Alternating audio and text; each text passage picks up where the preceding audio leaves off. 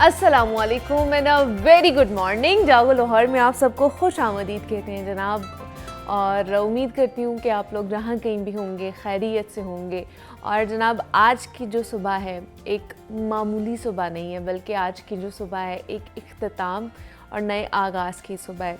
जैसे हम सब जानते हैं कि साल 2024 मुकम्मल हो चुका है, ख़त्म हो चुका है, गुज़र चुका है, और ये जो नई सुबह है ये नए साल की खूबसूरत आगाज़ की तरफ हमें लेकर जा रही है। ज़िंदगी के एक इस साल में ना जाने कितने ही मुश्किल औक़ात उसमें हमें मुसीबतों का सामना करना पड़ा है, परेशानियों का सामना करना पड़ा है, दर्द का सामना करना पड़ा है, मगर आज की सुबह हमें ये पैगाम देती है कि वक्त जैसा भी हो आखिर गुज़र जाता है, वो चाहे अच्छा हो वो चाहे बुरा हो। और नए साल की ये सुबह जहाँ उम्मीदों का नया मोड़ है, वहीं हमारे दिल के अंदर एक अनजान सी उदासी भी उठती है कि ज़िंदगी का एक और साल मुकम्मल हो चुका है, एक और बाब ख़त्म हो चुका है, और इस एक साल में हमें बहुत से मसाइल का सामना करना पड़ा होगा।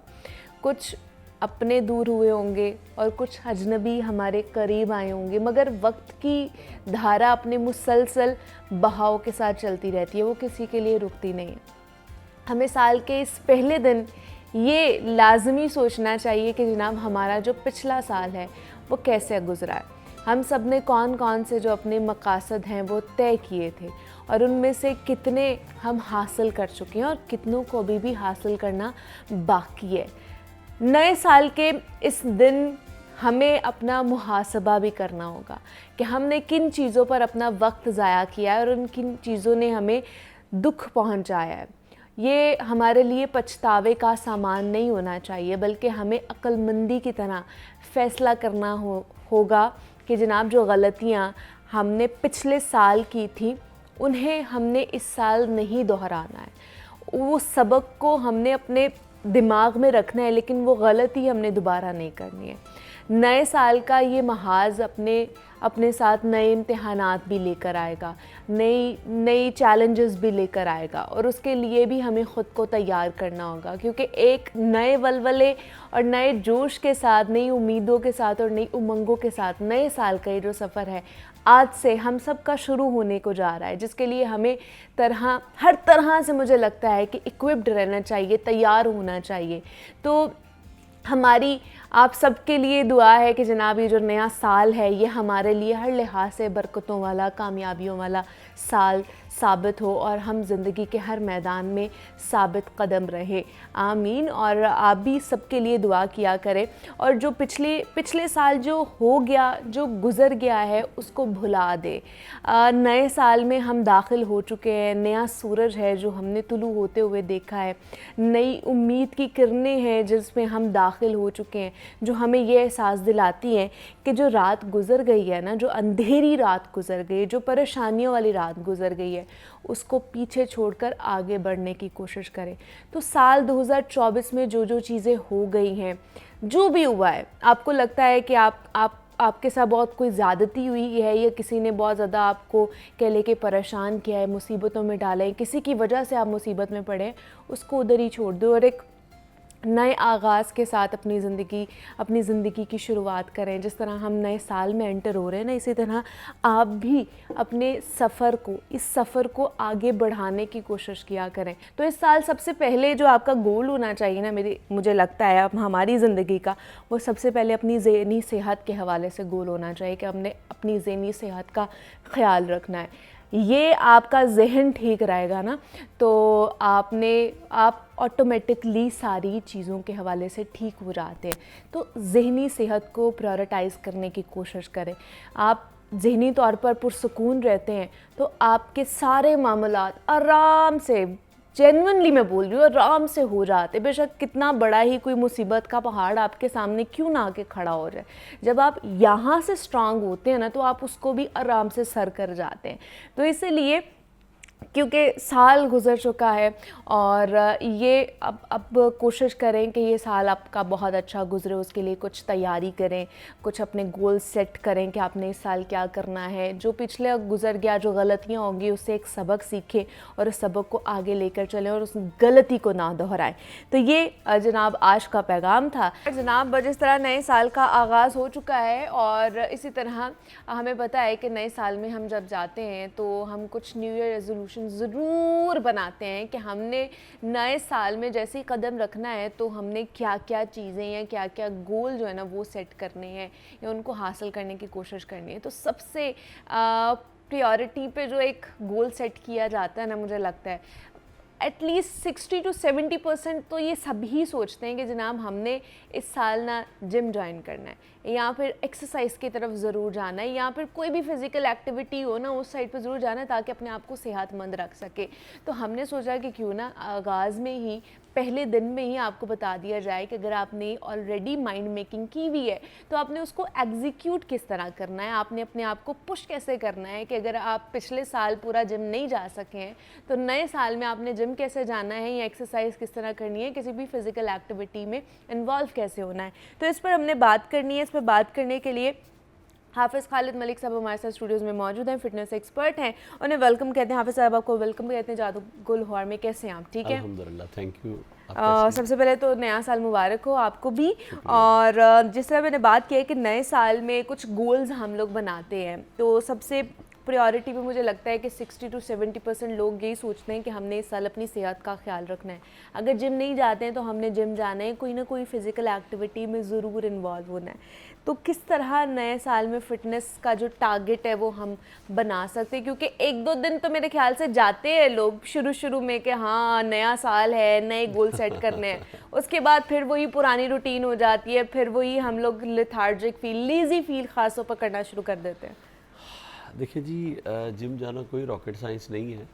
आप कोई भी आप महंगी से महंगी मेडिसिन खा लें, महंगी से महंगी डाइट खा लें, कुछ भी कर लें, लेकिन जब तक आपकी कुव्वत इरादी मजबूत नहीं होगी ना तो आपकी किसी भी चीज़ का कोई फ़ायदा नहीं होने वाला है। हाँ जी। देखिए, वेदर कोई भी हो, गर्मी हो सर्दी हो, आपकी बॉडी की नीड है एक्सरसाइज। सर्दियों में चूँकि हम थोड़े लेज़ी हुए होते हैं, थोड़े स्लो हो जाते हैं, सर्दियाँ बेस्ट हैं एक्सरसाइज के लिए, अच्छा। वेट लॉस के लिए। और आप अपने माइंड सिर्फ सेट करें, आप गोल जो भी आप अचीव करना चाहते हैं उसको, उसकी आपकी कुव्वत इरादी मजबूत होनी चाहिए कि मैंने ये करना है तो फिर ही होगा। उसके लिए देखिए ना, सर्दियों में जब हम एक्सरसाइज स्टार्ट करते हैं तो हमारी दिल की धड़कन भी स्लो होती है, थोड़ा पसीना भी कम आता है हमें, हमारा स्टेमिना अच्छा होता है, तो हम ज़्यादा अच्छे से परफॉर्म कर सकते हैं। एक्सरसाइज को ज़्यादा अच्छी एक्सरसाइज कर सकते हैं। अच्छा, सर्दियों में चूँकि अमूमन ये होता है कि हमारी लेजीनेस की वजह से हम जिम नहीं जाते हैं, हर काम में हम थोड़ा स्लो होते हैं, लेकिन खाने में हम बिल्कुल स्लो नहीं होते तो उस वजह से हमारा वेट भी बढ़ने लगता है। प्रॉब्लम ये है कि हमने आज अपनी बॉडी को सिर्फ एक्सरसाइज को मंसूब कर दिया है वेट कम या ज़्यादा करने से, जबकि एक्सरसाइज आपकी बॉडी की नीड है, इसका वेट कम या ज़्यादा से तो बात की बात है कि आपके गोल्स क्या हैं, आप कौन से टारगेट सेट करना चाहते हैं। बेसिक जो है आपकी बॉडी की नीड है, जैसे खुराक ज़रूरत है वैसे एक्सरसाइज भी ज़रूरत है।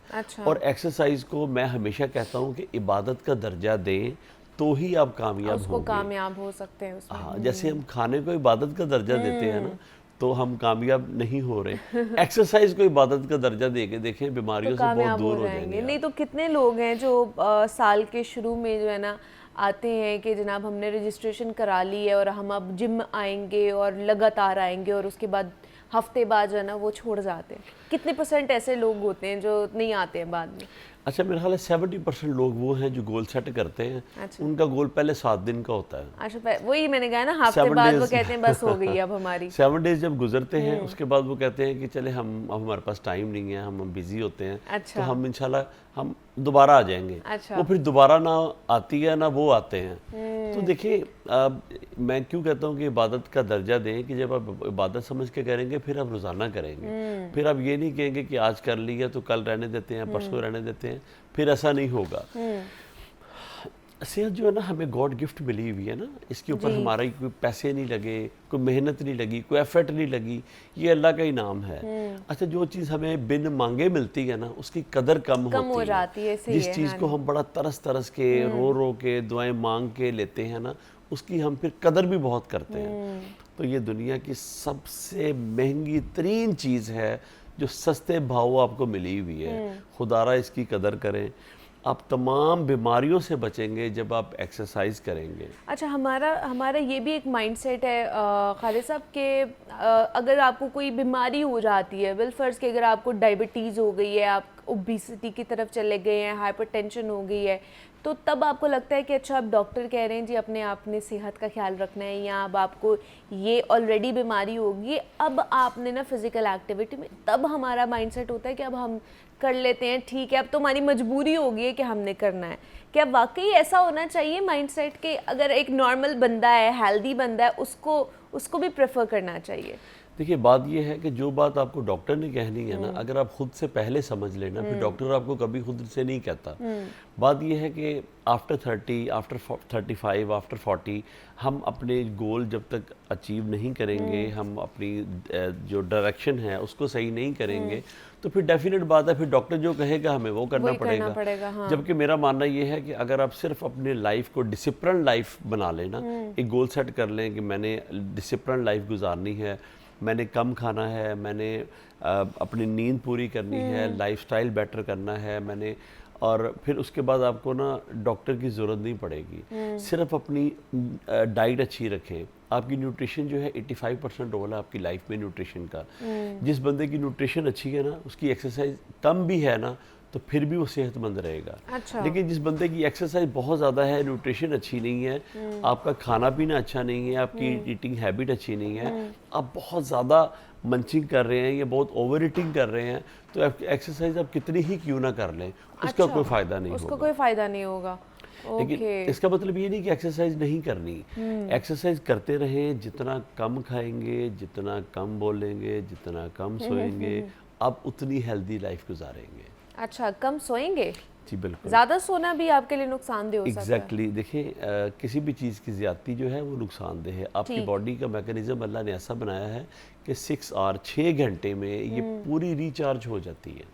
ओके। डिपेंड करता है आपकी स्लीप के ऊपर, आपकी डीप स्लीप है, आप सोते कैसे हैं। कुछ लोग 4 घंटे में भी रिचार्ज हो जाते हैं बॉडी आपकी ना, बिल्कुल ऐसे ही है। और कुछ लोग 10 घंटे सोने के बाद भी लेथार्जिक फील करते हैं, उठते हैं, उनके कंधों में दर्द है, पट्ठों में दर्द है। उसकी वजह यह है कि उनकी डाइट अच्छी नहीं है, खुराक अच्छी नहीं है। आपकी खुराक का आपके ब्रेन के ऊपर बड़ा असरअंदाज होती है। जो आप खाते हैं उसका 65% रोल जो है वो आपकी गट हेल्थ पे होता है, 35% आपके ब्रेन को लगता है। ठीक है। आप जितना अच्छा खाना खाएंगे उतनी नींद आप अच्छी लेंगे। अच्छा, दूसरा मुझे बताइए कि हम चीनी छोड़ देते हैं, जैसे हमने बात की है, हम मीठा बहुत ज़्यादा खाते हैं, हम चीनी छोड़ देते हैं, तो हम उसका ऑल्टरनेट यूज़ करना शुरू हो जाते हैं, या शक्कर या गुड़ या फिर ब्राउन शुगर यूज़ करना शुरू हो जाते हैं। तो क्या ये उसका ऑल्टरनेट ठीक है या वो भी नहीं हमें खाना चाहिए? देखिए, पहली बात तो ये है कि ये ब्राउन शुगर हो गई, हाँ। चीनी हो गई, शक्कर हो गई, इनमें कुछ ज़्यादा फ़र्क नहीं है। ये सिर्फ दिल की तसल्ली है कि मैं वाइट क्रिस्टल जो वाइट पॉइजन है वो नहीं ले रहा, मैं ब्राउन ले रही हूँ या ब्राउन ले रहा हूँ मैं। हाँ। बात ये है कि हम आखिर चीनी को छोड़ ही क्यों नहीं देते।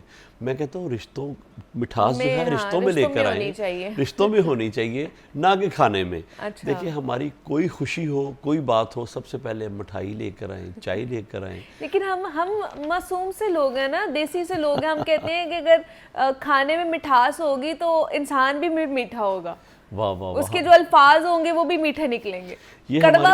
कड़वा पी के ना, कड़वा खा के कड़वा बोलते हैं लोग। अच्छा, मेरा ख्याल है कि हम इतना मीठा खा चुके हुए हैं कि अब हमें मीठे की ज़रूरत भी नहीं है।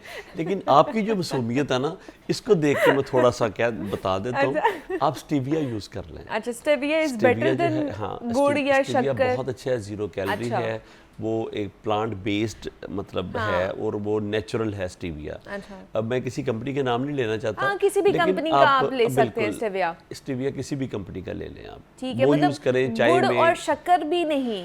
देखिए गुड़ जो है वो आप खा सकते हैं बहुत थोड़ी मिकदार में। अच्छा। अगर मैं ये कहूँगा कि हम गुड़ खा सकते हैं तो आपने बॉक्स गुड़ वाला सामने रख लेना है और खाना शुरू कर देना है, ठीक है।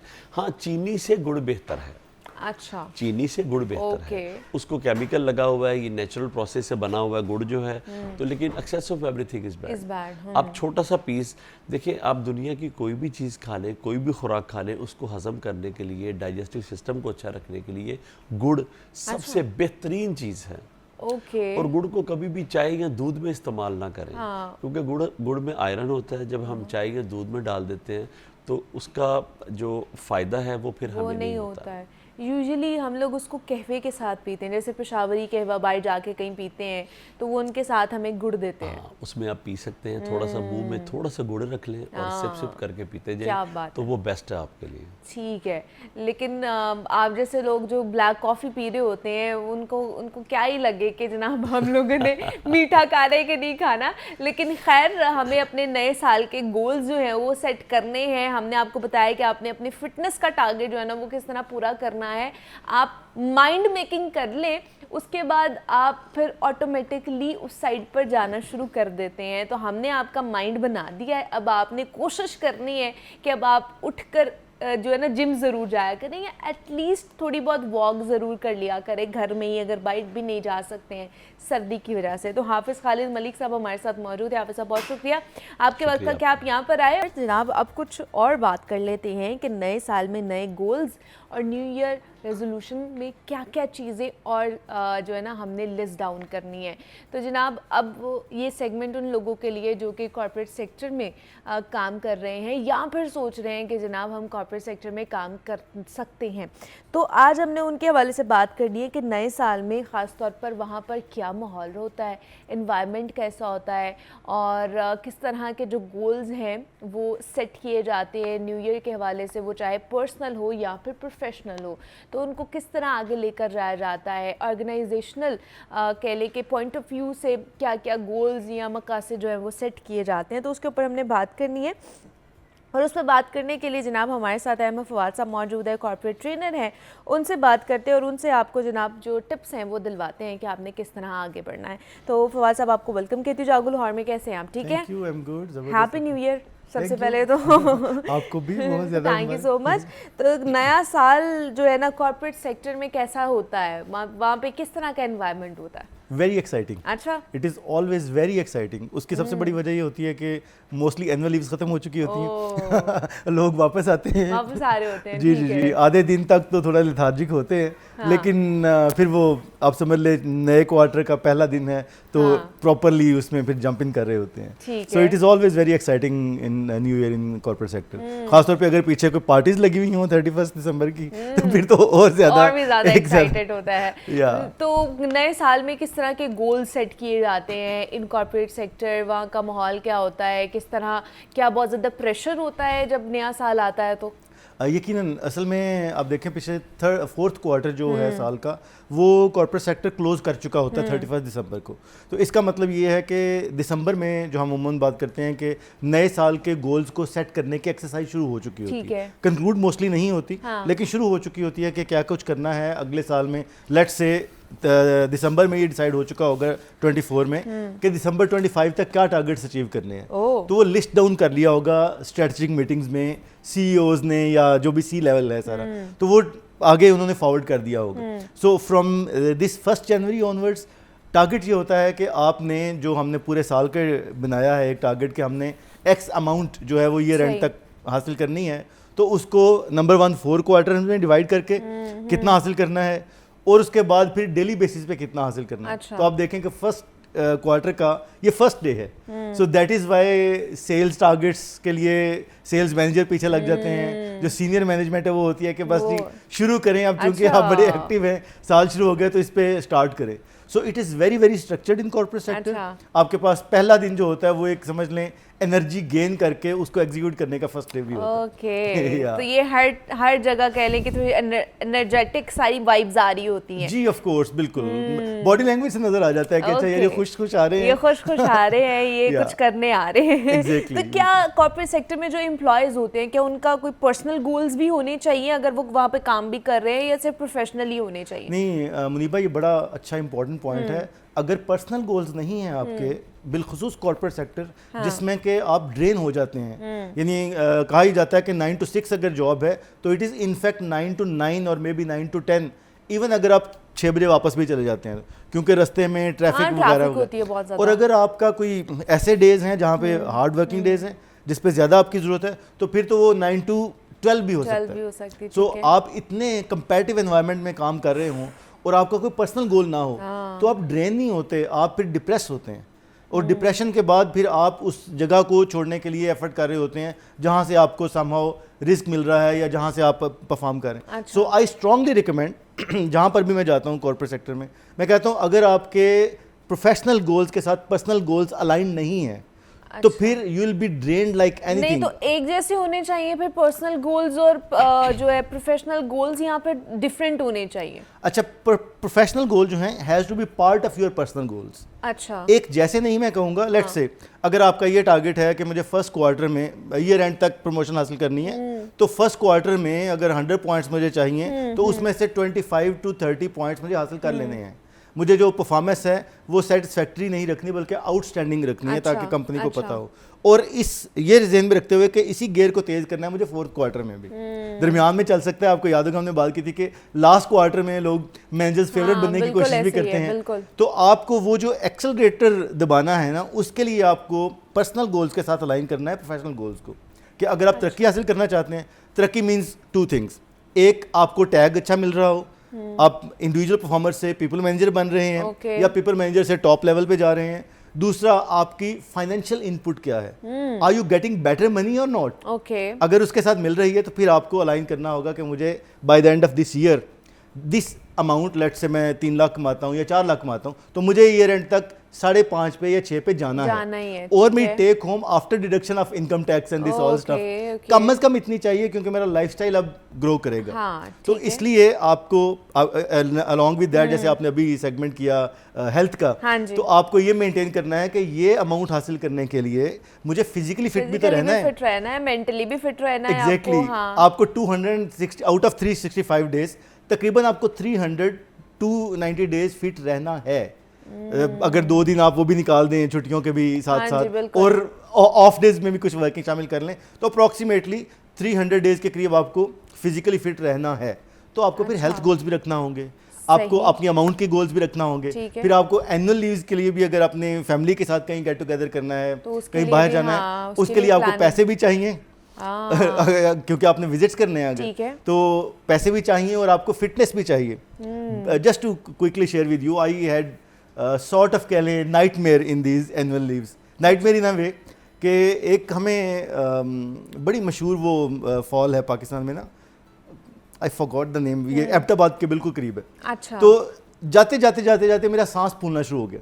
तो जब हम नीचे जा रहे थे तो मुझे कुछ फासले से पहले फैमिली के साथ अंदाजा हुआ कि अब मेरी ब्रीदिंग जरा मुश्किल हो रही है मुझे। और मुझे फिर वापस जाने का रास्ता लगा कि ये तो केटू सर करने वाला काम है। So that is where I realise कि अच्छा, I am compromising on my health, maybe I am having my own goals, professional goal achieve मैं कर रहा हूँ, पर्सनल गोल में हेल्थ में मैं गड़बड़ कर रहा हूँ। So that is where I learn के नहीं, now I am having another goal कि अगले साल ये अचीव करना है, but I need to work on my health. So आपके पर्सनल गोल्स के साथ, coming back to your question, align होना चाहिए आपका professional goal, otherwise it will be a disaster and you will be depressed for long time. तो फिर आप personally भी नहीं सही रहेंगे और ना ही प्रोफेशनली सही रहेंगे अगर आपकी हेल्थ जो है कॉम्प्रोमाइज। और अगर आप वेस्ट में हो या उन थॉट से इंप्रेस्ड हो तो खुदकुशी की तरफ भी जा सकते हैं। हाँ बिल्कुल ऐसे ही है, उसकी भी आपको पता है रेशियो कितनी, टेंडेंसी कितनी ज्यादा बढ़ती जा रही है हमारे यहाँ पे। दुनिया भर में सबसे ज्यादा चाइना में और स्वीडन में, इन मुल्कों में जहाँ पे हो रही। स्वीडन देखें दुनिया का खुश्क 3 मुल्कों में से एक है, खुश मुल्कों में, हैप्पी इंडेक्स उनका बहुत अच्छा होता है, उसमें भी हो रही है क्योंकि they don't find purpose purpose in their life. वो कहते हैं खुश तो हैं बस, ठीक है व्हाट नेक्स्ट। हाँ। तो अगर आप वही डिप्रेशन के फिजा में फिर आप उस तरफ भी जा सकते हैं। लेकिन आप हमेशा स्मार्ट गोल्स की बात करते हैं फवाद साहब, तो इसमें फिर स्मार्ट गोल्स कहाँ से आ जाते हैं जो आप सारी बात करें, इसमें स्मार्टनेस क्या है और स्मार्ट गोल्स किस तरह एम्प्लॉयज़ खासतौर पर जो कॉर्पोरेट के एम्प्लॉयज़ हैं वो उसको गेन कर सकते हैं? देखें, एक तो आप ये जान लें कि आपकी कंपनी स्मार्टली आपसे काम ले रही है। अच्छा। Company has been very smart. Oh. उसको पता है कि अगर उसके 1000 या 10,000 एम्प्लॉइज़ हैं तो हर इंडिविजुअल से क्या काम लेना है, क्योंकि उन्होंने उसके पैसे देने हैं। सही है। तो अगर आप स्मार्टली नहीं काम कर रहे और अपने गोल अलाइन नहीं कर रहे तो आप डम्ब हैं, कंपनी नहीं है। सही है। तो स्मार्टफोन्स के साथ साथ अब हमें स्मार्टनेस का ही, तो स्मार्ट असल में एक टर्म है जिसको यूज़ किया जाता है। क्विकली अगर मैं बता सकूं, स्मार्ट के लिए 5 चीज़ें हैं जो इसके एलिमेंट्स हैं। सो आपके जो स्ट्रक्चर्ड होने चाहिए, गोल्स आपने जो बनाने हैं, it has to be very structured and clear. Okay. आपने को पता हो कि आपको क्या अचीव करना है, right. It has to be measurable, M for measurable, A for attainable. Okay. सही है। मेजरेबल का मतलब है कि आपने साल में डिवाइड किया हो कि 3 महीने में क्या अचीव करना है, 1 महीने में क्या करना है, साल में क्या करना है। अटेनेबल ये कि ऐसा ना बनाएं गोल कि मुझे प्रेसिडेंट ऑफ अमेरिका बनना है, वो बने हो ही नहीं सकता, फिजिबल ही नहीं है वो चीज। Exactly. ठीक है। और रेलेवेंट हो आपकी वैल्यूज के साथ और ओवरऑल आपकी पर्सनालिटी के साथ। अच्छा फवाद साहब, जिस तरह आपने बात की कि दो स्मार्ट हम बात कर रहे थे, तो आपने SMA की बात कर ली है, तो R और T रह गया है, तो वो उसके क्या मायने हैं? जी क्विकली मैं बताता हूँ। एक तो ये कि it has to be relevant, R for relevant. ठीक है। कि आपके गोल्स के साथ, आपके पर्सनल लाइफस्टाइल के साथ और आपकी जो टारगेट्स है उसके साथ वो रेलेवेंट हो, उससे बाहर ना हो। फाइनल जो T है दैट इज टाइम बाउंड। ये बहुत इंपॉर्टेंट है। कहते हैं कि आम ड्रीम जो कि कभी पूरा नहीं होता, जो हम ख्वाबों में, मैं अभी भी सोच सकता हूँ कि मैं ऑस्ट्रेलिया की क्रिकेट टीम का प्लेयर हूँ, तो ये एक ख्वाब तो हो सकता है, गोल नहीं है। गोल हैज़ अ टाइम बाउंड्री। तो अगर वो टाइम बाउंड नहीं है, टाइम बाउंड का मतलब है आपने सोचा कि मुझे अपनी हेल्थ का ये टारगेट अचीव करना है, मुझे लेट से 10 kg वेट कम करना है, तो आप उसको 10 सेगमेंट्स में जब डिवाइड करेंगे तो मंथ एंड पे देखेंगे क्या मैंने 1 या 2 kg कम किया है। फिर 2 के बाद आप देखेंगे मुझे 2 या 3 तक करना चाहिए था, फिर आप ईयर एंड को जहन में लाएंगे। So it has to be time bound. अगर आपके गोल्स टाइम बाउंड नहीं है तो वो गोल्स नहीं है। अच्छा। विशफुल थिंकिंग हो सकती है।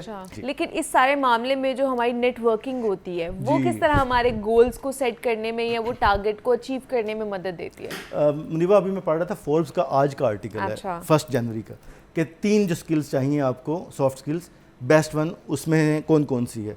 Networking is one of them, top 3 में। ओके। तो नेटवर्किंग इस कदर इम्पॉर्टेंट है। हम सोशल एनिमल हैं, हमें दुनिया में आगे बढ़ने के लिए लोगों की ज़रूरत रहती है। मैं अगर कहूँ कि मुझे सिर्फ आपकी ज़रूरत उस वक्त पड़ेगी जब मैं यहाँ पर हूँ, तो ये गलत है। It is one truth, otherwise भी मुझे ज़रूरत पड़ सकती है और आपको मेरी ज़रूरत पड़ सकती है। तो अगर मैं ये सोचता रहूँ कि इस वक्त मैं माइनस ऑड आवर्स, अगर मैं कॉल करूं या ना करूं तो मुनीबा कैसे सोचेंगे, क्या बनेगा, मेरा इमेज क्या होगा, तो यार क्या फायदा उस ताल्लुक का। So you have to have a strong network. आपको कहीं पे सर्वाइव करना है, कहीं पे एक्सपेंड करना है, स्ट्रॉन्ग नेटवर्क के बगैर नहीं हो सकता। सो ये बहुत इंपॉर्टेंट चीज़ है, इसके बगैर गोल्स अचीव नहीं होंगे। अच्छा, तो आज तो हमने इतनी बात कर ली है कि जनाब ये हमारे गोल्स किस तरह के होने चाहिए, लेकिन जैसे ही कल आएगा ना, 2 जनवरी आएगा, तो हम सारी चीज़ें भूल जाएंगे। हम दोबारा से वही लेजीनेस का शिकार हो जाएंगे, दोबारा से हम वही माइंडसेट का शिकार हो जाएंगे। आज तो बहुत एनर्जेटिक हम रहेंगे, लेकिन फिर कल क्या कर रहे हैं हम? अच्छा, इसके लिए 2 चीज़ें मैं एक रेफर करूँगा। Serena Williams world number 1 star रही हैं। उनकी किताब में एक जगह पर मैंने पढ़ा, एक ड्रीम टीम का कॉन्सेप्ट है। वो कहती है ड्रीम टीम ये नहीं होती कि आपने ड्रीम्स कैसे अचीव करने हैं। ड्रीम टीम वो है जो आपको ड्रीम्स हासिल करने में लोग हेल्प करेंगे, जो लोग। तो आप मार्क कर लें और उनको बता दें कि मुझे ये 3-4 टारगेट अचीव करने हैं, आप मुझे इसमें हेल्प कर सकते हैं। अच्छा। तो हम ये अमूमन करते हैं ट्रेनिंग में। समटाइम्स अगर ड्राई हो रहा हो ना सेशन, तो हम अपने किसी दोस्त को कहते हैं कि यार सामने खड़े होके ना वहाँ पे बड़ा सा लिख लो चार्ट पे स्माइल। अच्छा। ताकि, क्योंकि हम जब ट्रेनर स्माइल नहीं करते तो ओवरऑल एनवायरनमेंट खराब होता। तो आप वहाँ पर स्माइल लिख लें ताकि हमारी तरफ से एनर्जी पॉजिटिव जाए। तो बिल्कुल ऐसे ही आपका भी कोई दोस्त होना चाहिए जो आपको बताए कि you are going off track. किसी को साथ लें, अपने ड्रीम टीम का हिस्सा बनाएं और उससे कहें कि यार तुम्हारा काम प्लीज सिर्फ ये है कि उसे तुम मुझे बताते रहो कि मैं गलत जा रहा हूँ, या कहीं पे नेगेटिव सेल्फ टॉक की तरफ ना जाए। सिर्फ ये कि यार रास्ता ठीक कर लो अपना। एक तो ये कर लें। दूसरा, कंसिस्टेंसी इज द की। आपका दिल बुरा है या अच्छा है, आपका दिन खराब है या अच्छा है, ऐसे कई लोग हैं, आई एम नॉट श्योर कि ये बात कितनी दुरुस्त है, लेकिन मैंने पढ़ा था कि सचिन तेंदुलकर अपनी शादी की सुबह भी खेल रहा था। तो इवनिंग में शादी, सुबह वो प्रैक्टिस कर रहा ऐसे ही है। तो जो बड़े सुपरस्टार्स हैं, बड़े लोग हैं, उनको अगर आप बायोग्राफीज पढ़ें, वो खराब दिन पे परफॉर्म करना बंद नहीं करते। पीछे अगर आपकी सेंचुरी है तो फिर वो प्रैक्टिस कर रहे हैं, पीछे 0 है तो भी वो प्रैक्टिस कर रहे हैं। सो कंसिस्टेंसी इज द की। अगर आप कंसिस्टेंसी का पार्ट हटा देते हैं तो फिर आप जितने मर्जी टैलेंटेड हैं, जितने अच्छे हैं, 1 जनवरी को जितने भी एक्टिव हैं, आप सेकंड को जरूर कोलैप्स करेंगे। So you have to be consistent. तो अगर आप बहुत आज एनर्जी आपके अंदर है और आपको लगता है कि आप इसी को बरकरार रख सकते हैं, तो ये कंसिस्टेंसी आगे भी रहनी चाहिए, बल्कि कल भी रहनी चाहिए, और इसी तरह आप आगे बढ़ते जाएं। ये साल हम सब के लिए बहुत अच्छा गुजरे और बड़ा अच्छा टॉपिक रहा है, बल्कि बड़ी अच्छी फ्रूटफुल डिस्कशन रही है हमारी। एम एफ फवाद साहब हमारे साथ मौजूद थे। फवाद साहब, thank you so much for coming here. हम बात कर रहे थे कि जनाब पर्सनल और प्रोफेशनल ग्रोथ नए साल में किस तरह होनी चाहिए इन कॉर्पोरेट सेक्टर। तो यहाँ पे एक छोटी सी ब्रेक लेते हैं, मिलते हैं इस ब्रेक के बाद।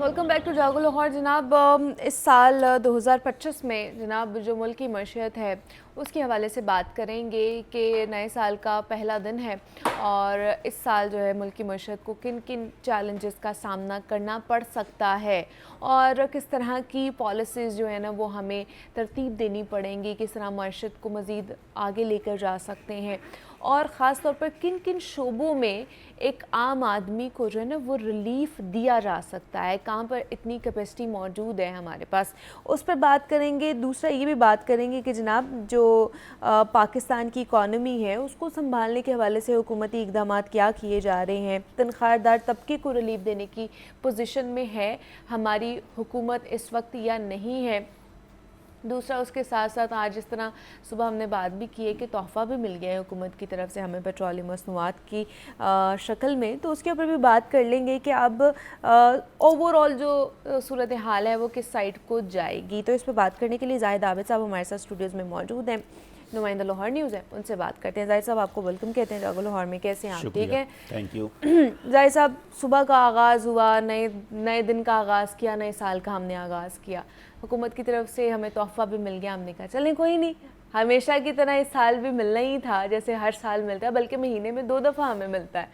तो मुझे बताइए कि इस साल अगर मुल्क की मईशत को देखा जाए तो आपका एनालिसिस क्या कहता है, किन किन चैलेंजेस को हमें फ़ेस करना पड़ सकता है? मुनी भाई, इस वक्त गुज़श्ता जो 3-4 साल गुजर रहे हैं हमारे, उसमें हम देख रहे हैं कि हमारी मईशत पर तमाम इन्हिसार, तमाम उसकी सियासत का, तमाम रियासत का जो है इस वक्त मईशत पे फोकस है।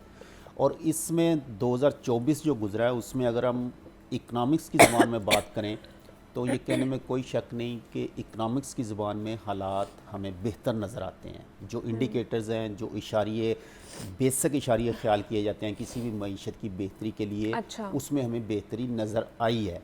उसमें आप शरह सूद कह सकते हैं, उसमें स्टॉक मार्केट इंडेक्स कह सकते हैं, करेंसी रेट कह सकते हैं, उसमें महंगाई की शरह में जो इजाफा है, उसमें जो एक बेलगाम वो जो रफ्तार थी हाँ। वो उसमें कमी देखी जा रही है, उसमें ठहराव देखा जा रहा है। तो मजमूई तौर पे ये कहा जा सकता है कि 2024 में जो SIFC ने काम किया, जो हुकूमत ने काम किया, उसके इशारे यकीनी तौर पे बेहतर हैं, जिसे तवक्को की जा सकती है कि 2025 में अगर ये तसलसल बरकरार रहता है, ये तमाम जो कमिटमेंट इदारों की, रियासत की, हुकूमत की इस वक्त मौजूद नज़र आती है, अगर ये 2025 में भी इसी तरह रहती है तो यकीनी तौर पर हालात मज़ीद बेहतरी की तरफ अच्छा बेहतरी की तरफ जाते हैं। बेशक अगर पिछले साल भी देखा जाए तो हमारा इंडेक्स भी बेहतर रहा, हमारी मईशी सूरत हाल जैसे आपने एक्सप्लेन किया है कि बेहतर रही है, तो फिर हमारी इंडस्ट्रीज़ क्यों बंद होने की तरफ जा रही हैं, हमारे कारोबार क्यों बंद होने की तरफ जा रहे हैं, वो बढ़ क्यों नहीं रहे, एक आम आदमी को रिलीफ क्यों नहीं मिल रहा है मुख्तलिफ चीज़ों के अंदर?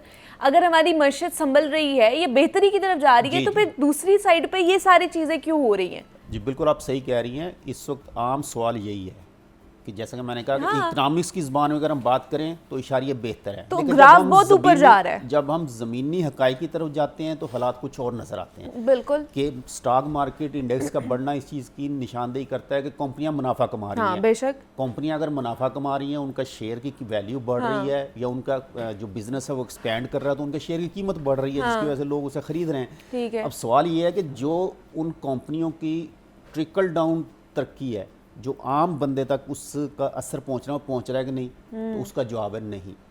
यानी कि अरबों रुपए हर कंपनी अपना मुनाफा शो कर रही है। मतलब बैंक्स आप देख लें, कोई बैंक ऐसा नहीं है जो 10 से 12 अरब 14 अरब रुपए से कम किसी ने मुनाफा कमाया हो। इसी तरह जो बड़ी इंडस्ट्रीज़ हैं उसमें भी यही सूरत है। ऑटो सेक्टर जो है वो थोड़ा सा डिप किया है, क्योंकि उसकी वजह से जो बैरून मुल्क से उनके पार्ट्स आते हैं फलां, तो वो उस पर हुकूमत की तरफ से कुछ रिस्ट्रिक्शन लगाई गई थी दरामदात कम करने के लिए, जिसकी वजह से उसमें कुछ कमी देखी गई है।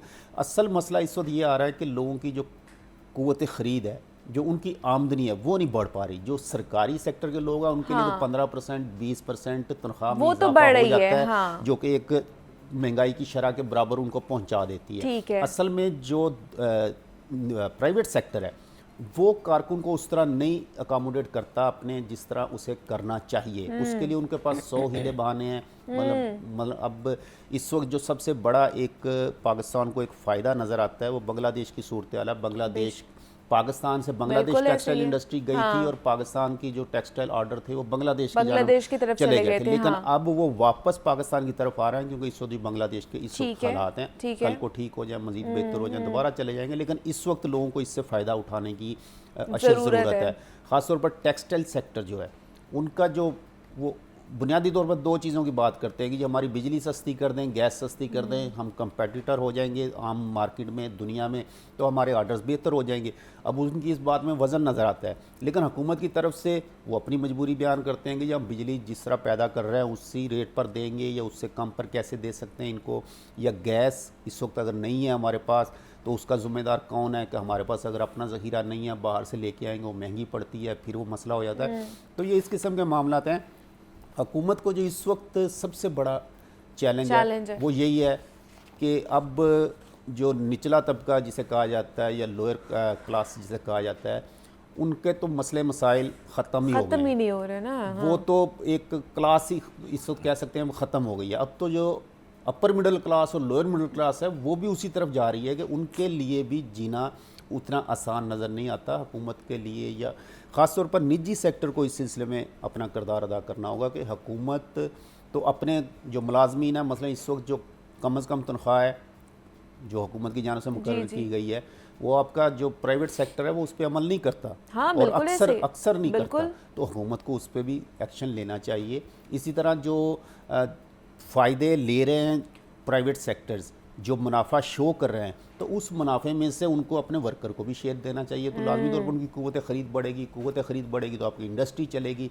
जब आपकी क़ुव्वत एक आप मॉल्स में चले जाए आपको रश ज़रूर नज़र आएगा, वहाँ पर लोग घूमते फिरते नज़र आएंगे, लेकिन ज़्यादातर लोग आपको बर्गर खाता ही नज़र आएगा। बिल्कुल, या विंडो शॉपिंग करने आते हैं, आइसक्रीम खा लेगा, कोई बर्गर खा लेगा और उसके बाद विंडो शॉपिंग करके घर चला जाएगा कि मैं बड़ा क्वालिटी टाइम गुजार के आया हूँ।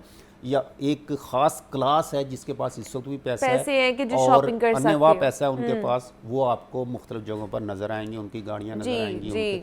तो असल जो इस वक्त किसी भी मईशत की जो तरक्की का राज होता है वो उसकी मिडिल क्लास में होता है। जब तक मिडिल क्लास आपकी तरक्की करती नहीं नजर आएगी, जब तक मिडिल क्लास आपकी ग्रोथ नहीं करेगी, मिडिल क्लास में तो ऐसे हजानी सी कैफियत जो है ना वो बन गई हुई है कि उनको किसी ने जकड़ दिया हुआ है कि ना वो ऊपर जा रहे हैं और वो नीचे मुसलसल जाते जा रहे हैं। जो अमीर हैं या बहुत अमीर हैं उनके पास इसमें सब कुछ है, मतलब उनके पास मोबाइल भी है, उनके पास गाड़ी भी है, हर सहूलत है जिंदगी की, हाँ जी। उन्हें किसी नई चीज की जरूरत नहीं है। लेकिन जिस वक्त मिडिल क्लास तरक्की करती है, मिडिल क्लास की क़ुव्वत खरीद बढ़ती है, तो नई गाड़ी खरीदेगा और नया फर्नीचर खरीदेगा, वो नया घर खरीदेगा, तो उससे पूरी एक इंडस्ट्री आपकी चल पड़ती है, पूरी मईशत चल पड़ती है। इसलिए मिडिल क्लास का तरक्की करना बहुत ज़रूरी है कि मिडिल क्लास आपकी ऊपर आए और जो लोअर क्लास है वो थोड़ी सी मिडिल क्लास में आ जाए, तो ऑटोमेटिकली एक सर्कल चल पड़ेगा जिससे आपकी पूरी मईशत सर्कुलेट कर जाएगी। लेकिन अगर सिर्फ अमीर के पास ही पैसा रहेगा तो वो पैसा या तो बाहर जाएगा, दुबई जाएगा प्रॉपर्टी में कहीं, या किसी और जगह जाएगा, वो पाकिस्तान में फिर खर्च नहीं करेगा, क्योंकि उसे पाकिस्तान में ऐसा ना कुछ नई चीज़ खरीदनी है, उन्होंने गाड़ी मंगवानी है तो वो भी बाहर से मंगवानी है, उन्होंने मोबाइल फ़ोन मंगवाने वाह, वो भी बाहर से मंगाने। तो जब तक आपकी लोअर क्लास और मिडिल क्लास तरक्की नहीं करेगी, उनकी कुव्वत ख़रीदनी बढ़ेगी, मुल्क की मैशत का पहिया नहीं चलेगा। और हम तवक्को कर सकते हैं कि 2025 में इस पर तवज्जो दें कि हम तरक्की की तरफ जा रहे हैं, और फिर जब आप आवाम को खुशखबरी भी दें, फिर हम कह सकते हैं कि अब बेहतरी की तरफ हम जा रहे हैं। लेकिन अगर सिर्फ अल्फाजों की हद तक खुशखबरियाँ दी जाती हैं तो फिर तो उसका कोई फ़ायदा ही नहीं ना। फिर उल्टा आवाम जो है वो अफसरदा होती है कि हम किस हालत में बैठे हुए हैं और ये मामलात किस साइड पर जाते जा रहे हैं। बिल्कुल, इस वक्त आपकी तबकाती तफरीक जो है बहुत ज़्यादा एग्जैक्टली। एक तरफ बिल्कुल एक ऐसे लोग हैं जिन्हें कोई फिक्र ही नहीं जो है, एलीट क्लास है, और दूसरी तरफ वो लोग हैं जिन्हें फ़िक्र ही फ़िक्र है। तो ये एक बैलेंस रखना माशरे में, ये ना सिर्फ अखलाकी तौर पे हम सब की भी जिम्मेदारी है, उसके साथ साथ हुकूमत की सबसे ज़्यादा जिम्मेदारी है, जिसने मौके ऐसे पैदा करने हैं कि जो लोग मेहनत करने के लिए, रोज़गार कमाने के लिए घर से निकलता है उसे रोज़गार मिले। ये एक सबसे बुनियादी चीज़ है कि जो लोग चलें ही रोज़गार कमाने नहीं निकल रहा है, वो से तो हुकूमत कह सकती है कि हम इनका क्या करें। लेकिन एक बंदा जो घर से रोज़गार कमाने निकला है, उसे रोज़गार देना, रोज़गार मिलना उसका हक है। हम सड़कों पे देखते हैं लोग बेचारे मजदूर कारीगर, राज मजदूर, वो खड़े हैं सारा दिन और उन्हें रोज़गार नहीं मिलता, क्योंकि इस वक्त थोड़ा सा ठहराव देखा जा रहा है, काम उस तरह नहीं हो रहा है। ख़ासतौर पर प्रॉपर्टी का जो काम है, कहा जाता है अगर आपकी इंडस्ट्री, तामीराती इंडस्ट्री अगर वो चलती है तो उसके साथ 40 इंडस्ट्रीज ऐसी हैं रिलेटेड जो कि चलना शुरू हो जाती है ऑटोमेटिकली। एक घर बनता है तो उसमें ईंटों के भट्टे से काम शुरू हो जाता है, सीमेंट, मट्टी यूज होती है, टाइल्स यूज होते हैं, मुख्तलिफ चीजें जो हैं, चीजें मतलब वो 40 इंडस्ट्रीज ऐसी हैं जो कि उसको एक घर बनने से हो जाती है। तो हुकूमत को प्रॉपर्टी को इस तरह करना चाहिए कि लोग ज़्यादा से ज़्यादा घरों की तरफ बनाएं, घर बनाने की तरफ जाएं। बेशक ऐसे ही। अब तो मुझे लगता है ये ख्वाब ही रह गया है लोगों का, जितनी महंगाई होती जा रही है, कि अपना घर बनाना, क्योंकि कुव्वत ख़रीद एक तो बहुत ज़्यादा कम हो रही है, दूसरा फाइनेंशियली तौर पर आप इतने स्ट्रांग नहीं है, मजबूत नहीं हो पाते हैं, आपकी जेब में इतने पैसे नहीं होते कि आप वो सेव करके अपने घर की तरफ जा सकें, अपना घर बना सकें। तो हुकूमत को ये सोचना चाहिए कि रवा साल जो है ना, हमने एक तो मईशत को बेहतर करना, दूसरा जो लोगों की एक आम शख्स की कुव्वत ख़रीद है उसको भी मजबूत करने की कोशिश करनी है। जाहिद आबिद साहब हमारे साथ मौजूद है। जाहिद साहब, बहुत शुक्रिया आपके वक्त का कि आप यहाँ पर आए। यहाँ पर लेते हैं एक छोटी सी ब्रेक, मिलते हैं इस ब्रेक के बाद।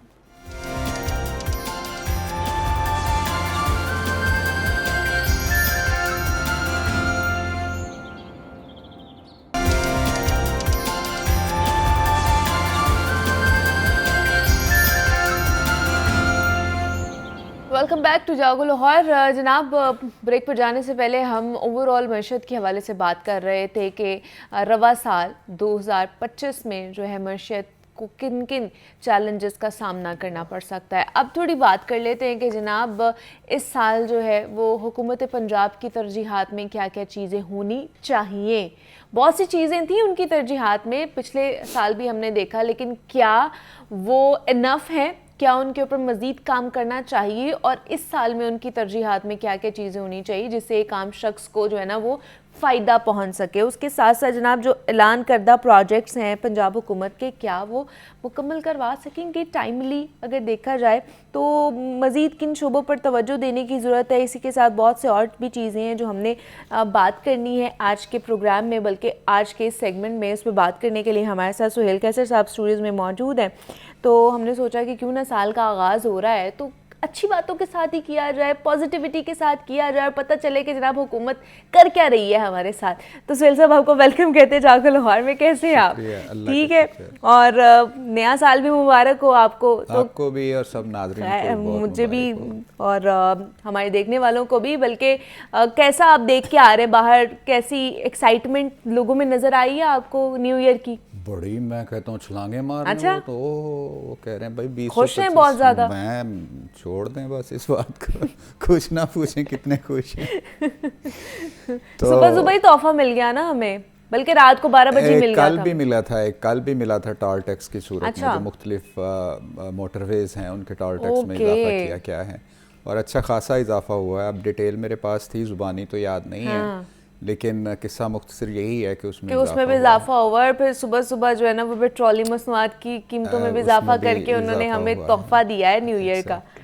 उन्होंने कहा है कि ऐसे तो नहीं ना एक्साइटमेंट हाँ, आती है मतलब फिर। वो कह रहे हैं पूरी एक्साइटमेंट के साथ आप खुशियां मनाएं ना, बिल्कुल मतलब ऐसे ही ऐसे थोड़ी ना है कि आप और क्या? वो देखें ना आधी अधूरी खुशी तो नहीं देना चाहते हम हुकूमत आपको। को भी तो खुश होने का हक है ना, तो उसकी खुशी इसी में है कि कितना पैसा और जो है ना वो निकाल लिया जाए लोगों की जेबों से, तो बस उन्होंने निकाल लिया, अपनी खुशी पूरी कर ली है। बेशक ऐसे ही है, लेकिन अगर नए साल की बात की जाए तो बहुत सी चीज़ें हमने पिछले साल देखी, उतार चढ़ाव भी देखे हमने हुकूमती मामलात में, फिर मईशत की मामलात में भी बहुत सारी चीज़ें हमने देखी। लेकिन ये नया साल है, उम्मीद हम यही कर सकते हैं कि जनाब नया साल आया है, सारी चीज़ों को बेहतरी की तरफ लेकर जाए। लेकिन आपको क्या लगता है कि कुछ चीज़ें चल रही हैं ऑलरेडी, हुकूमत ने सोचा भी होगा, लेकिन किन शोबों पर हमें तवज्जो देने की ज़रूरत है? नया साल अगर आ गया है तो उसकी प्रायोरिटी में थोड़ा बहुत रद्दोबदल होना चाहिए। देखें, अगर सिर्फ पर्टिकुलरली हम पंजाब हुकूमत हाँ की कारकर्दगी के हवाले से बात करें तो जहाँ तक शोबा जाती प्रोजेक्ट्स का ताल्लुक है तो उसमें तो बहुत सारे नए मंसूबों का आगाज़ हुआ है। मतलब अगर हम हेल्थ का शोबा लेते हैं तो बहुत एक बड़ा जो स्टेप लिया पंजाब गवर्नमेंट ने गुज़श्ता साल, वो Nawaz Sharif cancer research hospital का था। तकरीबन 54 अरब रुपए की लागत से स्टेट ऑफ द आर्ट वो हॉस्पिटल होगा। उसकी लोकेशन भी मैंने देखी और उसका जो पूरा एक नक्शा था और जो जो फैसिलिटीज़ वहाँ पर होंगी उसकी डिटेल भी मैंने पढ़ी, और एक बड़ा ही शानदार मंसूबा है, इसमें कोई शक नहीं है। और जब वो मुकम्मल होगा तो ऑब्वियसली कि कैंसर का इलाज बहुत ही महंगा इलाज है और आम आदमी तो वो इलाज कराने की सोच भी नहीं सकता, तो उसको बड़ी इसमें फैसिलिटी हासिल होगी। अल्लाह ताला सबको बीमारियों से महफूज रखें, और कैंसर जैसी मूजी बीमारी तो अल्लाह ताला किसी दुश्मन को भी ना दें, लेकिन ये चलती है साथ में। एक तो वो बहुत बड़ा प्रोजेक्ट है। फिर इन्होंने एक प्रोजेक्ट शुरू किया है कि जो मरीज़ हैं उनकी दहलीज तक अद्वियात पहुँचाने का प्रोजेक्ट था, वो भी अच्छा प्रोजेक्ट है। हेल्थ में और भी स्टेप्स इन्होंने लिए। फिर अभी आप देखिए कि किसानों के लिए 400 अरब रुपए की लागत से किसान कार्ड का इजरा किया, और तकरीबन 1 लाख से ज़ायद किसान जो हैं अभी तक अपनी रजिस्ट्रेशन करवा चुके हैं, इससे उनको बहुत फ़ायदा होगा। फिर जो स्टूडेंट्स हैं तकरीबन 27,000 के करीब स्टूडेंट्स में मोटर बाइक्स जो हैं वो तकसीम की गई कुरानदाजी के ज़रिए। ये भी बड़ा अच्छा प्रोजेक्ट है, और उसमें मुझे देखकर बड़ी खुशी हुई। मैं उस तकरीब में शामिल था जिसमें ये सारा सिलसिला हुआ था और कुरानदाजी की गई थी, इनामों का ऐलान किया गया था। तो उसमें बहुत बड़ी तादाद जो है वो तालिबात की थी, तो मुझे बड़ी एक देखकर खुशी हुई कि उमूमी तौर पर हमारे यहाँ जो लड़कियाँ हैं, जो बच्चियाँ हैं, वो भाइयों की या पेरेंट्स की एक जगह से दूसरी जगह जाने के लिए उनको हेल्प की ज़रूरत रहती है। और अब मुझे और खुशी होती है और ये देखकर कि अब रोड्स पर हम बच्चियों को बाइक्स चलाते हुए देखते हैं। हाँ। और उससे भी ज़्यादा खुशी ये देखकर होती है कि मैंने अभी तक नहीं ऐसा कोई देखा कि जिसमें उनको कोई परेशान किया हो किसी ने, मतलब या मतलब ऐसे ही जो एक माजी में एक रहा है, हमारे मुआशरे के ढांचे ने भी उसको एक्सेप्ट कर लिया है, और मतलब वो बड़े इत्मीनान से जा रही होती, कोई टेंशन नहीं होती, और मैंने नहीं देखा कि कोई उनके करीब आकर उनको परेशान करे या उन पर कोई, और ये एक बहुत ही पॉजिटिव साइन, और मुझे बहुत खुशी होती है देखकर। और बल्कि मैं अपने नौजवानों से यही कहूँगा कि आप उनका बिहेवियर इस तरह का होना चाहिए कि वो ये समझें कि आप उनके प्रोटेक्टर हैं। ऐसे ही है जी, ठीक है ना। तो ये किसान कार्ड के हवाले से भी मंसूबे शुरू, किसानों के हवाले से भी मंसूबे शुरू हुए। फिर आईटी के सेक्टर में बहुत, हाँ जी, आईटी सिटी बनाया जा रहा है, आईटी सिटी बनाया जा रहा है, वो एक बहुत बड़ी डेवलपमेंट है। तो शोबों के हवाले से, मखसूस शोबों के हवाले से तो मुतअद्दिद प्रोजेक्ट्स का आगाज़ हुआ, लेकिन अगर आप मुकम्मल एक जायज़ा लें इस तरह का कि जिसमें पता चले कि कोई एक ऐसा स्टेप जो शोबों से हटकर बिला तफरीक जिसने अवाम की हालत ज़ाहिर बेहतर बनाने का मुस्बत असरार डाले हों, तो वो उसकी कमी दिखाई देती है, जिसका एक हम गुड गवर्नेंस की बात कर सकते हैं। क्या आपने ये शुरू में कहा कि हुकूमत को क्या करना चाहिए अब? Good governance. Okay, good governance क्या होती है? इससे मुराद ये है कि जब आप किसी इदारे में जाएं तो आपको पता हो कि वहाँ आपको पैसे नहीं देने पड़ेंगे। ठीक है। गवर्नमेंट की पूरी रेट है, आप जिस काम के लिए जाएंगे वो काम आपका होगा। आप थाने में जाएंगे तो आपका जो कानूनी हक है वो आपको मिलेगा। यानी पूरा ओवरऑल एक मुआशरे के जो तमाम शोबे हैं उसमें पॉजिटिव तब्दीली नज़र आए, चेंज नज़र आए, लोगों को पता चले कि गवर्नमेंट उनको ऑन करती है। ठीक है, जब ये एतमाद बहाल होगा तो इसका मतलब है कि जो गवर्नेंस है वो बेहतर हो रही है। सही है। अगर ये इस एतमाद का डैमेज जो कि पहले ही बहुत हो चुका है और डिक्लाइन पे जाएगा तो इसका मतलब ये होगा कि गवर्नमेंट उनको ऑन नहीं करती और गवर्नमेंट आवाम की फलाह बहबूद के लिए बहुत ज़्यादा सीरियस नहीं है। मतलब अपने प्रोजेक्शन के लिए शायद वो मंसूबे शुरू कर रही है जी, लेकिन आवाम की फलाह बहबूद के लिए नहीं है वो। ठीक है ना। तो ये एक बहुत ज़रूरी है कि इस चीज़ को, इस एतमाद के इस डेफिसिट को बेहतर किया जाए। वरना देखें प्रोजेक्ट्स जो होते हैं ये तो हमेशा से चलते चले आ रहे हैं, चलते चले जाएंगे। अच्छी बात है इस गवर्नमेंट ने प्रोजेक्ट्स शुरू किए हैं, बहुत अच्छी बात है। लेकिन दूसरी तरफ ये जो मैंने बात की है कि ये जो अच्छी गवर्नेंस है हुकूमत, ये लोगों को नज़र आना चाहिए कि भाई डिपार्टमेंटल तब्दीली आई है, लोगों की माशरती रवैयों में तब्दीली आई है, और वो बहुत अच्छी बात। हाँ, एक प्रोजेक्ट का मैं भूल गया जिक्र करना, और भी हैं लेकिन जिसकी मुझे ज़ाती तौर पर बहुत खुशी हुआ है, साफ़ सुथरा पंजाब। हाँ, वो भी अच्छा है, जिसकी एक बहुत ज़्यादा ज़रूरत है और हमें उसमें हुकूमत के साथ पूरा तावन करना चाहिए कि प्रोजेक्ट्स जितने भी होते हैं मतलब अवामी तावन के बगैर उनकी कामयाबी थोड़ी सी मुमकिन नहीं हो पाती है। बिल्कुल ऐसे ही। लेकिन आपको क्या लगता है कि जो माहौल दोस्त पॉलिसीज़ हैं उनको अमली जामा पहना सकती है पंजाब हुकूमत, और किस तरह की माहौल दोस्त पॉलिसीज़ होनी चाहिए? क्योंकि अभी अभी हम निकल कर आए हैं ना, ये माहौल जो हमारे जिस तरह ख़राब रहा था, और आपको पता है इंडेक्स कहाँ 2000 तक पहुंचा है हमारा, 1591 मैक्सिमम क्या था, वहां तक भी पहुंचा है। तो ये माहौल दोस्त पॉलिसीज की तरफ हमें जाना पड़ेगा, वो किस तरह के स्टेप्स हमें लेने चाहिए अगर हम नए साल में अगर बात करें तो? देखिए, जब भी कोई नया प्रोजेक्ट शुरू होता है, मैं उन प्रोजेक्ट्स की बात नहीं कर रहा, मैं जो मतलब रोड, जो ब्रिजेस, जो ओवरहेड ब्रिजेस वगैरह जब होते हैं तो उसमें अब जो रिपोर्ट है एक लाजमी होती है कि जो इन्वायरमेंटल एजेंसीज हैं वो भी रिपोर्ट्स देती हैं कि इस प्रोजेक्ट के माहौल पर क्या असरात हो सकते हैं। ठीक है, लेकिन उमूमी तौर पर मैंने देखा है कि चूँकि हुकूमत की दिलचस्पी इसमें होती है कि जो काम शुरू किया है वो मुकम्मल हो जाए, ख़त्म करा दें। ठीक है ना। तो बेशतर सूरतों में इन रिपोर्ट्स पर ज़्यादा तवज्जो नहीं दी जाती, बेशतर सूरतों में इन रिपोर्ट्स पर ज़्यादा तवज्जो नहीं दी जाती। बहुत ज़रूरी है क्योंकि ये रिपोर्ट्स प्रोफेशनल्स मुरतब करते हैं, प्रोफेशनल्स पूरा सिनेरियो का जायज़ा लेकर वो रिपोर्ट मुकम्मल करते हैं, गवर्नमेंट को पेश करते हैं। उसके बाद गवर्नमेंट की मर्ज़ी होती है, ताकतवर लोग होते हैं हुकूमत वाले, उनकी मर्ज़ी होती है कि उस पर अमल करते हैं या नहीं। हाँ। लेकिन बहुत ज़रूरी है कि इन रिपोर्ट्स पर मुकम्मल तौर पर अमल किया जाए और जिन चीज़ों को वो निशानदही करें वो उनको नहीं करनी चाहिए। दूसरी बात यह है कि जो प्रोजेक्ट्स में दरख्तों को नुकसान पहुँचे, सबसे पहला नुकसान दरख्तों को पहुँचता है। आपने रोड की चौड़ाई बढ़ानी है, आपने पुल बनाना है, कुछ भी करना है ना, तो सबसे पहले तो ये बहुत ज़रूरी है कि जिन दरख्तों को काटा जाता है अगर उससे 2 गुना तादाद में, और अगर 2 गुना नहीं तो कम से कम जितने काटे हैं उतने तो लगा देना। लेकिन मसला ये होता है कि लगाएंगे कहाँ पर, जगह ही नहीं है। जब आपने एक जगह को, हमारे पास तो पूरे पक्की कर दी है, कहते हैं ना पक्की कर दी है, तो उधर कहाँ लगेगा एक दरख्त, कर दी है ना। तो हम उसको लगाएंगे, कहने को तो हम कह देते हैं जी। अब PHA वाले भी या महकमा फॉरेस्ट वाले भी दावा करते हैं जी कि हमने 2 गुना जंगलों की अपना दरख्तों की तादाद बढ़ा ली है, लेकिन उनके फॉरेस्ट के पास मार्जिन है क्योंकि वो ज़्यादा काम करते हैं नवाही इलाकों में जहाँ पर भी ज़मीन है। लेकिन शहरों में आप दरख्त कहाँ? मैं वही तो बात करने लगी थी कि आप राइवेंट साइड पे लगाते हैं, आप पेरिफेरी में लगाते हैं, तो दरमियान में ज़रूरत है ना हमें, जैसे ये सेंट्रल लाहौर में हमें ज़रूरत है। ये सुंदरदास रोड है, हाँ जी, ये जो डेविस रोड से धर्मपुरे की तरफ जाती है, तो इसको किसी ज़माने में ठंडी सड़क कहा जाता था जी। पता नहीं आपने वो इसका मंजर देखा है या नहीं देखा। ठंडी सड़क इसलिए कहा जाता है कि इसके दोनों साइडों पे दरख्त थे, वो दरख्त इतने बड़े होकर ना ऊपर से आपस में मिल गए थे। अभी भी एक साइड पे है लेकिन उस तरह नहीं, अब कहाँ है एक साइड पे, वो तो म्यू गार्डन के अंदर है ना, जो हाँ, वो म्यू गार्डन रोड के ऊपर तो कुछ भी नहीं है, वो ऐसे ऊपर से मिल गए थे। तो वो चूंकि दरख्त मिले थे ऊपर से, तो वो गर्मियों भी ठंडक है। इसको अमूमी तौर पर अभी भी आप किसी पुराने बंदे को कहें ना ठंडी सड़क ही कहते हैं, ठंडी सड़क चले जाना और रास्ता तानू आसान पड़ेगा। पहले हमें इस ख्वाब से निकलना होगा कि हम एक मुहज़्ज़म माशरा हैं, हम एक अजीम कौम हैं, ओ जी नया साल आपको भी मुबारक हो, खुशियाँ।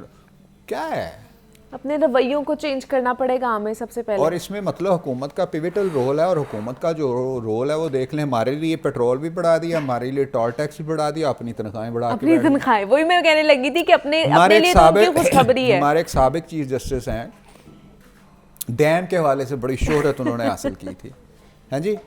रिटायर होने से पहले उन्होंने फुल कोर्ट इजलास बुलाकर अपने लिए पहले से मरात जो हैं, अच्छा, इतनी पेंशन इनकी होगी मंजूर करा ली थी, और तारीख में पहली मरतबा उनके लिए एक 16वें या 17वें ग्रेड का उनको एक गवर्नमेंट के खाते से वो दिया गया है, स्टेनोग्राफर या असिस्टेंट कहने कुछ भी, ठीक है, पहली दफा, और वो खुद मंजूर करवा के गए थे। क्या बात है, वाह। पहले से शायद, और वो डैम नहीं अभी तक बना, पता नहीं कहाँ गया डैम के पैसे। दादोशुमार में थोड़ी ऊंच नीच हो सकती, लेकिन आप कह लें कि 2000 यूनिट फ्री, गैस फ्री, सारी जिंदगी के लिए। नहीं, तो वो जब वो थे तो तब वो उनके दावे हम सुनते थे तो हम कहते थे जी कि, और हमें ऐसा लगता था जैसे अभी डैम बन जाएगा और हमारे मामला तय पा जाएंगे, खासतौर पे बिजली के मामला जो है ना हल हो जाएंगे। भाई कभी अदालतों के जरिए भी डैम बने, लेकिन पावर की इस्तेमाल का इतना रुझान है, ये तो कि हमारे, मैंने आपको बताया नहीं था कि वो मतलब अगर कोई सीटीओ है तो अपने तौर पे ऑर्डर जारी कर देगा। अच्छा, अगर किसी ने कोर्ट के बटन सही नहीं लगाए होंगे 500 जुर्माना, वो अगर पावर है ना उनके पास, है ना? जिस तरह मर्जी उसका इस्तेमाल करें। हाँ। जब पावर बियॉन्ड द लॉ हो जाती है तो वो एक वहशियाना ताकत बन जाती है, बिल्कुल ऐसे, ये पॉइजन हो जाता है, वो उनको इख्तियार ही नहीं है। बहुत सारे वो इख्तियारात काबीना के इस्तेमाल कर लेते हैं जी, और हम प्रमोशन कर रहे होते हैं, वो जी उन्होंने वो जी आर्डर दे दिया जी, वो हमारे एक जस्टिस साहब अभी भी हैं, उन्होंने वो आर्डर कर दिया जी कि जो गाड़ी धोएगा, पानी की चूँकि कमी है लाहौर में, तो जो घरों में गाड़ी धोएगा उसको पता नहीं कितने हजार जुर्माना, जो बाइक तो, अब वो पहले लोग गली में धो लेते थे, अब वो अंदर गिराज में धो लेते हैं, क्योंकि इसके बगैर चारा ही नहीं है, दरवाजा बंद करके धो लेते हैं। पावर की प्रैक्टिस का रुझान इतना ज्यादा है कि जिसके हाथ में अगर थोड़ी सी भी पावर है ना तो वो आपकी सांसें तक खींच लेगा। बिल्कुल, वो आपको जीने भी नहीं देगा, वो चाहेगा ही नहीं कि अगला सांस आप ले पाए। इसलिए मैं फिर यही कहता हूं कि गुड गवर्नेंस और कानून की बालादस्ती ये होनी चाहिए। इस साल अगर आप इन दो एस्पेक्ट पे काम कर लेते हैं ना तो मेरे ख्याल से आपके सारे मामलात ठीक हो जाएंगे, खुद ठीक होना शुरू हो ठीक है जी। हमारे साथ सुहेल कैसे साहब मौजूद है। सुहेल साहब, बहुत शुक्रिया आपके वक्त था कि आप यहाँ पर आए। इसी नोट पे मुझे इजाजत दीजिए, अपना ख्याल रखिएगा, अल्लाह हाफिज।